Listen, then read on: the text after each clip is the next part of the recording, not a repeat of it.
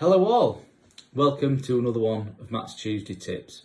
Now today's tip is a bit more information based and it's to do with depreciation and tax relief.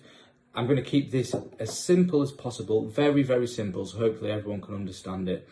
Basically, I have a lot of meetings with clients where they talk about tax relief on depreciation, typically with new clients, and I have to sort of stop them and say, no, you don't get tax relief on depreciation. The tax position is actually quite a lot better in most cases. So what typically happens is you buy an asset and you get all of your tax allowances in the first year you buy that asset. So if the asset costs £10,000, you get a £10,000 deduction off your profits. Now, the tax position is different from the accounting position, and this is where it gets slightly complicated, but basically if you just think you get all your tax allowances when you buy something, and then the accounting value, because we're trying to give the best position of the accounts, the accurate position of the accounts, we take what we think the asset is worth, and this is where depreciation comes into it.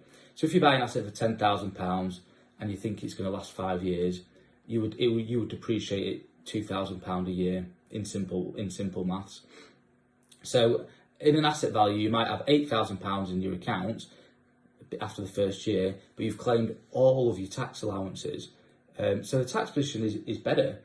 Now, on the flip side of this is, if you were to sell that asset, you pay tax on that asset because you've claimed all of the allowances. So if you buy it for 10, get all your £10,000 allowances, then sell it for £5,000, you've got taxable income of £5,000.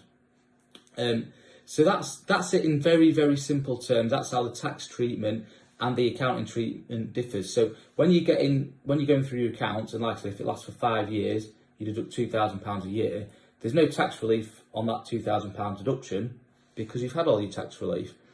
And when I say assets, different assets are different. You don't always get your 100% allowances in the first year, especially with cars, unless it's an electric car or a commercial vehicle, you don't tend to get them allowances. Obviously check anything you're thinking of buying with your accountant, but most of the time, if it's something you use in the business and it's movable and it's not a car, then you get your allowances. And that's it for today. I'll see you next Tuesday.